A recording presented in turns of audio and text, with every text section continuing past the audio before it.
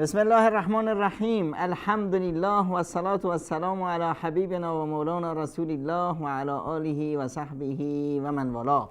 سلام و صد سلام و درود خدمت همه شما همسفران در مسیر تاریخ زیبا و تاریخ با شکوه سرزمین خودمون، همراه با این کتابخانه بسیار زیبا و نویسندگانی که واقعا ستارگان درخشانی هستند در سرزمین فارس. نامآوران سرزمین فارس، این افراد با شکوه و شخصیت‌های پرفروغی که برای ما، برای آیندگامون، نه اینکه تنها مایه فخر هستند بلکه مایه درس، که فرزندان ما بدونن نیاکانشون چه انسانهای وارسته‌ای بودند و چه خدمات با شکوهی رو تقدیم می‌کردند به جامعه بشری. از امروز از شخصیت بسیار بسیار زیبارو، خوش هیکل و خوش اندام و با صفایی حرف میزنیم که متاسفانه یا تقدیر خداوند چنین بود که ایشون در جوانی، در 38 سالگی از این دنیا چشم بربندند و برند. با این وجود که در جوانی از این دنیا رخت بربستند، یک کارنامه بسیار خوبی دارند، کتابی دارند که مردم نمیدونن اسمش رو چی بذارند. همین که موندند گفتند آقا اسمش هست الکتاب دیگه، کتاب دیگه. وقتی میگیم کتاب دیگه کتاب ایشونه. یعنی اینقدر این کتاب در فن خودش بیمانند هست که هیچ کتابی رو نمیشه در تراز اون گذاشت و این مصدر و مرجع سرچشمه همه کتاب‌هایی است که در این فن نگاشته شده. بله، فن زبانشناسی، فن نگارش، فن اهتمام دادن به قواعد و مفردات زبان، زبانشناسی عربی، قاموس، نحو و صرف، بلاغت، اینها فنونی بود که در سرزمین ما نیاز بود که زیاد بهشون بها داده بشه، چرا که ما زبانمون به هر حال زبان عربی نبود و میخواستیم زبان عربی رو یاد بگیریم. زبان عربی زبان قرآن، زبان رسول اکرم صلی الله علیه و سلم. واسه همین نیاز بود که ما بیاییم با عربی زیاد آشنا بشیم و وقتی هم که آشنا می شدیم خب یک قانون و یک مرامنامه‌ای که هر زبان داره اون رو بنویسیم که آقا این قانون این زبان هست، این قانون زبان رو بیاییم یاد بدیم به دیگران، که دیگران، منی که زحمت کشیدم، این همه خستگی گرفتم تا تونستم به اصطلاح این زبان یاد بگیرم، یه راهکارایی برای دیگران بذارم که به سادگی یاد بگیرند. این نوجوان شیرازی ما، بچه بیضا از استان فارس، به هر حال میگن که در سال 148، یعنی همون در اواسط قرن دوم هجری به دنیا اومده، یعنی تقریبا اواسط قرن هشتم میلادی. ایشون از بس که آدم خوش چهره‌ای بودن، میگفتن مثل سیب میمونه و خیلی خوشبو و خوش هیکل و خوش اندام بودن. حتی مادرش در کوچیکی باش که بازی میکرد میگه بچه من بو سیبه و بوی سیب میده، واسه همین به اسمش رو گذاشته بودن، مشهور شده بود به اصطلاح به سیبویه. اسمش در حقیقت هست عمرو فرزند عثمان ابن قنبر حاری. مشهور هست، کسی به عمرو ابن عثمان رو کسی نمیشناسه، اما سیبویه به هر حال نام بسیار بزرگی است در تاریخ علم و اندیشه و به خصوص زبانشناسی و نحو و صرف یا قواعد زبان عربی. سیبویه این خب عموماً تاریخ تولد علما یه تاریخ تقریبی است. چرا؟ چون روزی که به اصطلاح اون نوزاد به دنیا میاد کسی نمیدونه که این فرداش سیبویه میشه یا امام مسلم میشه یا بخاری میشه یا ترمذی میشه یا طبری میشه یا ابو ریحان بیرونی و ابن سینا و غیره میشه. خب اینه که به اصطلاح میگن که آقا فلانی 60 سالگی وفات کرد. تاریخ وفات غالبا دقیق هست، روزش رو هم میدونیم، به اصطلاح چه تاریخش رو هم میدونیم، چه سالی بود، چه ماهی بود، چه روزی بود، همه اینا. چون که وقتی که شخص وفات میکنه اون وقتیه که دیگه عالم دانشمند برجسته بزرگی شده و همه میشناسنش. خب بعد وقتی میگن که آقا در این قدر سالی 60 سالگی 38 سالگی وفات کرد، اون وقت دیگه میایم یه ضرب و یک به اصطلاح جمع و تفریقی میکنیم، بعد به چی تاریخ تقریبی ولادتش میرسیم. امام زبانشناسی یا امام نحو عمرو بن عثمان یا همون سیبویه خودمون در سال 180 هجری مصادف با 796 میلادی در بیضای شیراز چشم از این جهان فرو بست و هنوز هم قبر سیبویه در شیراز هست. حکایت سیبویه از کجا شروع شد؟ سیبویه خب مثل هر دانشپژوه اون روزگار در مکتب درس میخوند پیش به اصطلاح حماد بن سلمه فقیه و اندیشمند اون شهر و حدیثی رو از پیامبر اکرم صلی الله علیه و سلم ایشون خوندن یک جمله عربی یا یک متنی از متون ادب عربی یا قرآن کریم یا حدیث رسول اکرم صلی الله علیه و سلم اشتباه خوندنش خیلی بر میخورد، هم به اساتید و هم به شاگردان. یه روزی سیبویه داشت همین یک حدیثی از پیامبر اکرم صلی الله علیه و سلم اومده است که ما من احد من اصحابی الا من لو شئت لاخذت علیه.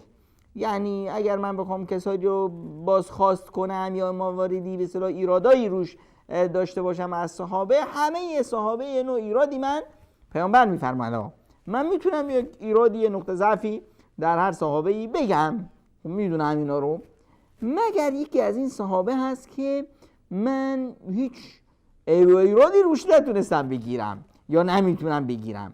اون هم کی بود؟ صحابه جلیل القدر حضرت ابوالدرداء. این جمله از رسول اکرم صلی الله علیه و سلم منقول هست. حالا سیبویه بنا به دستور استاد داشت این حدیث رو میخوند. ایشون اینطور خوندن که ما من احد من اصحابی الا من لو شئت لاخذت علیه لیس ابوالدرداء، لیس ابوالدرداء. سیبویه اینطور خوندن. استاد گفت سیبویه کجایی؟ اشتباه خوندی، لحنت، اشتباه خوندی، با لحن خوندی، یعنی با اشتباه. چرا؟ سیبویه نگاه کرد که چرا اشتباه خوندم؟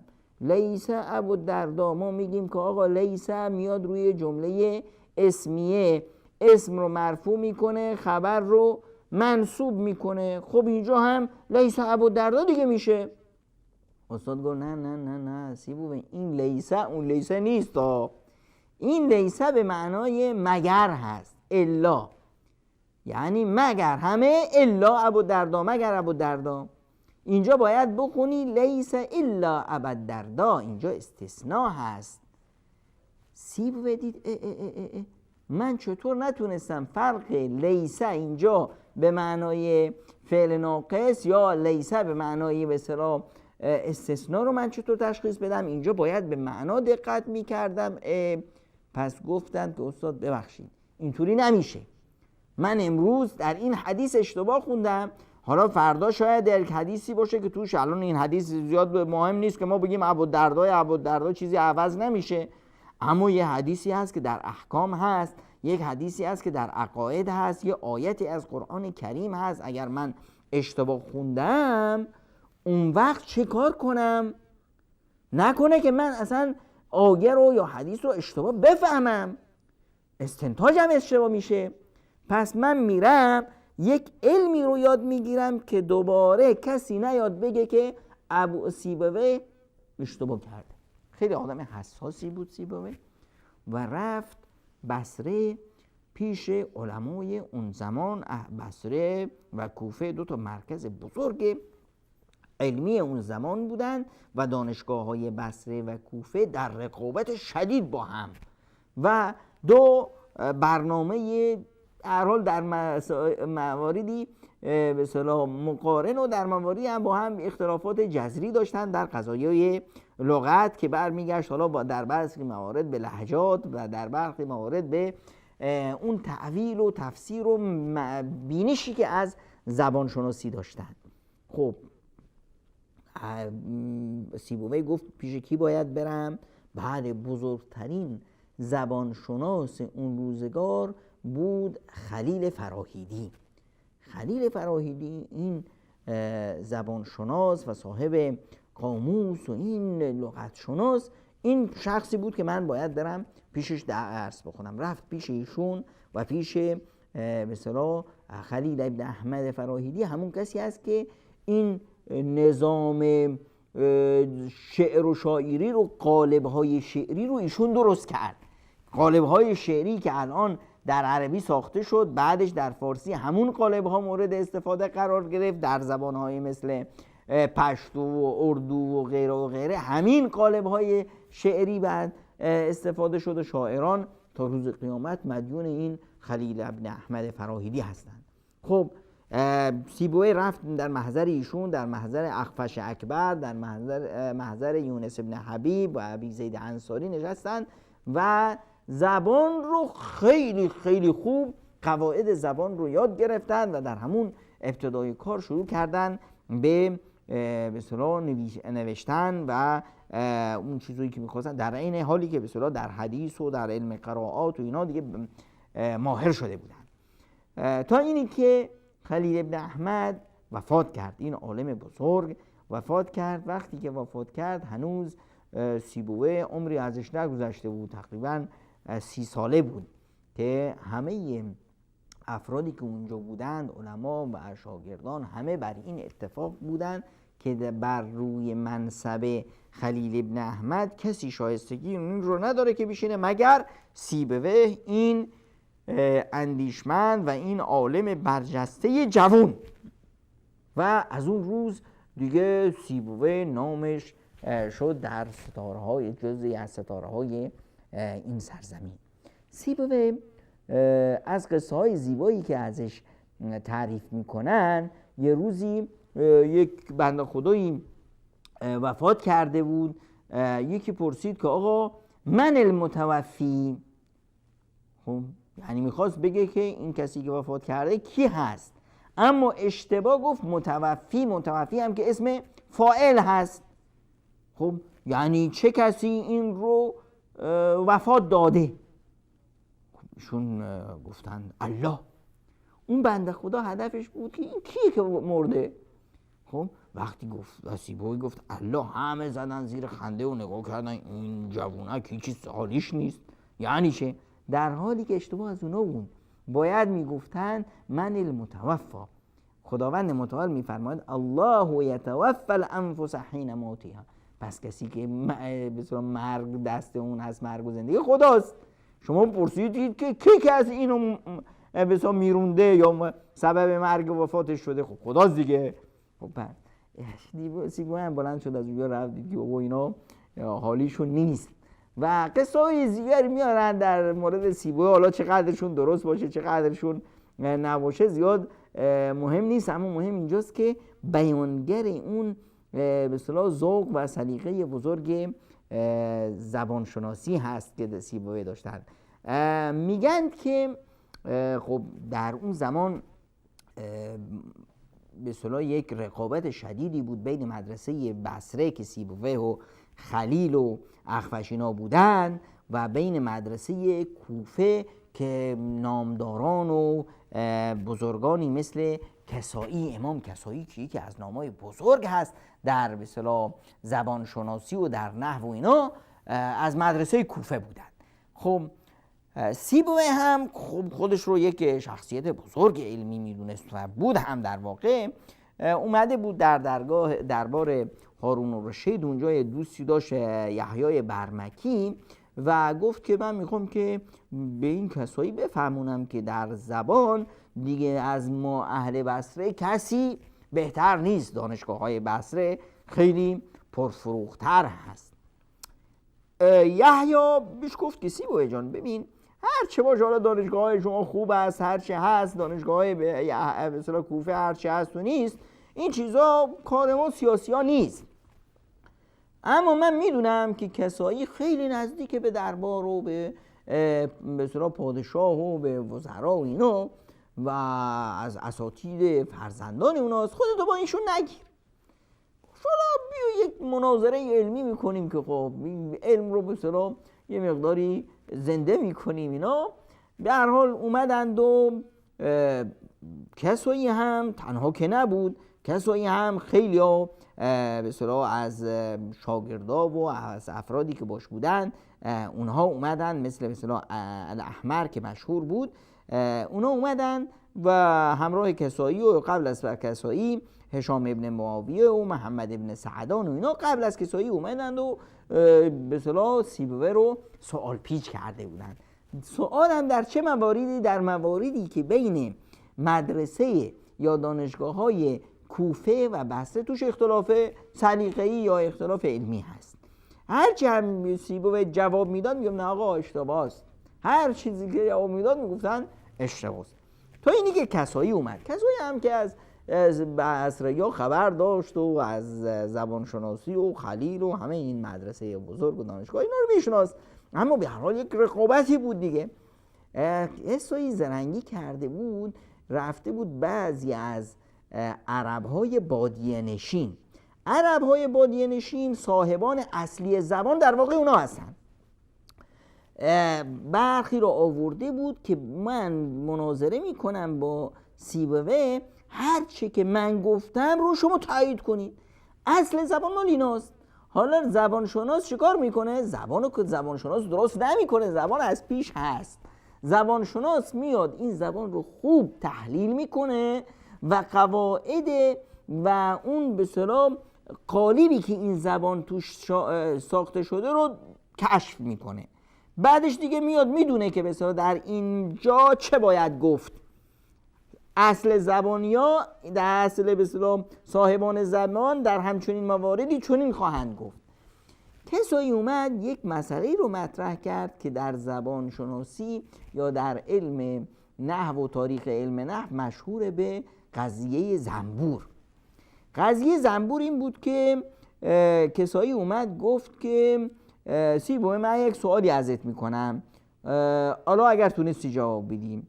یه جمله ای هست در عربی ما میگیم که قد كنت اظن ان العقرب اشد لسعة من الزنبور، من گمان میکردم که نیش عقرب از نیش زنبور شدیدتر و سخت‌تره. حالا ادامه جمله اینه فاذا هو هی او فاذا هو ایاها. مقداری قضیه معماگونه شده ها. این به هر حال زبانی هست که مثلا آقا من گمان میکردم، این جمله عربیش که من گمان میکردم که نیش عقرب از نیش زنبور سخت‌تره، حالا به این وقتی دیدم که بله خودشه، بله همینطوری که گفتم. خب حالا میگیم خودشه فاذا هو هی، خودشه، یا فاذا هو یا که دیدم که بله همینطوریه. سیبویه گفت که این در بنا به قالب زبان شناسی باید بگن فاذا هو هی. خب اینجا کسایی دیگه نمیخواست قبول کنه، باید شکستش بده دیگه. گفت نه اشتباه کردی آقا، باید بگی فاذا هو یا، بله اینطوری بود. سیبویه گفت امکان نداره، این با سیستم زبان نمیخونه. گفت آقا همینطوری است دیگه، جر و بحث شده اینا. خب الان حکم چه هست؟ حکم صاحبان اصلی زبان، اونا باید داوری کنن. کسایی گفت که امیرالمومنین یا پادشاه، این عرب های بادنشین اومدن دم در هستن، اینا رو صدا بزنیم، اونا هرچی گفتن اینا داوری اونا. بعد دیگه کسایی هم به اصطلاح پیش قدم شد و به اونا فهمون که به اصطلاح من میگم فایزا سیبوی میگه فایزا هو هی و اما من میگم که فایزا هو یاها، کدوم درسته؟ اونا که نمیتونستن اصلا بگن فایزا هو یاها. زبان صاحبان اصلی زبان امکان نداره اشتباه بکنن، وقتی اشتباه بکنن معلوم میشه دیگه براشون. اونا گفتن بله همینی که شما میفرمایید. خب به این صورت دیگه به اصطلاح سیبویه شکست خورد. همه دیدن که بله صاحبان اصلی زبان میگن که اونطوری که کسایی میگه. سیبویه از اونجا بلند شد و رفت، گرچه که یحیی بن برمکی خواست که به اصطلاح این مسئله رو جمع کنه و هدیه خوبی هم به سیبویه، جایزه خوبی داد و اینا، اما سیبویه دید که نه، در زبان و برای علم و دانش برخی از افراد میرن چه کار میکنن؟ میرن دروغ میگن، میرن حیله میکنن، میرن حقه بازی میکنن. این براش خیلی گفتیم که خیلی انسان ظریف و طبعی بود که آقا ببین چه کار کردن اینو، این کار امکان نداره که عرب اینطور بگه. چطور این بادیه نشینان این رو قبول کردن؟ امکان نداره که اونطور اتفاق بیفته مگر اینی که این آقایون به اونا رشوه‌ای چیزی داده باشند یا اونا رو یه جوری به اصطلاح گول زده باشند. این دیگه ناراحت شد و بعدش همین باعث شد که به اصطلاح بیمار بشه از شدت غم و اندوه و بعدش هم رفت به اصطلاح شیراز و در همونجا وفات کرد. البته بعد از وفاتش این قصه تموم نشد. اخفش اوسط که از دوستای به اصطلاح سیبویه بود، ایشون اومدن به منطقه کسایی وقتی شنیدن که همچنین حاله همچنین مسئله پیش اومده و به اصطلاح اینطوری سیبویه رو سر کار گذاشتن، اومد و در یک جلسه ای که کسایی اونجا بود و شاگردانش بودن و اینا، کسایی رو سوال پیچ کرد. گفت آقا در این مسئله چه میگی؟ هر چه کسایی جواب میداد میگفت اشتباه کردی. یه صد مسئله این شاگردانه کسایی که امام کسایی رو کسی بیاد بگه که اشتباه کردی، اشتباه آقا همه چیز اشتباه، تو هیچی در نمیشه. نه، عصبانی شدن، خواستن بزننش. کسایی خیلی آدم زیرکی بود، دید که این سوالا و این شیوه برخورد ساده نیست، این کس باید یک انسان بسیار ماهری باشه. گفت که نکنه که تو اخفش اوسط باشی ها؟ گفت بله خودم هستم. بعد دیگه بلند شد بغلش کشید، ازش تشکر کرد و اینا. بعد گفت یه چیزی، من میخوام کتاب سیبویه رو با تو بخونم. و کتاب سیبویه در نحو رو با کسایی خوند و یکی هدیه خوبی هم به کسایی داد.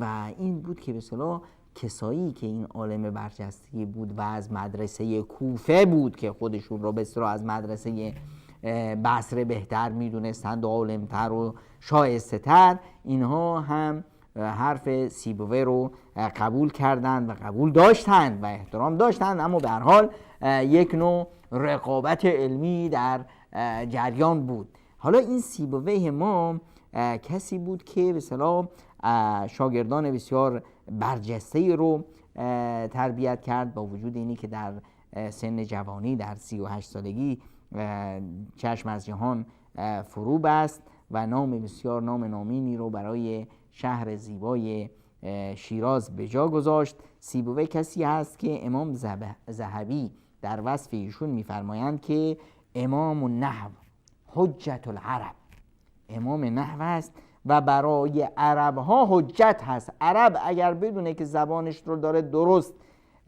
نطق میکنه، درست میفهمه، باید بره پیش سیبویه، باید کتاب سیبویه رو بخونه. فارسی هست و از مدرسه بصره و از دانشگاه های بصره.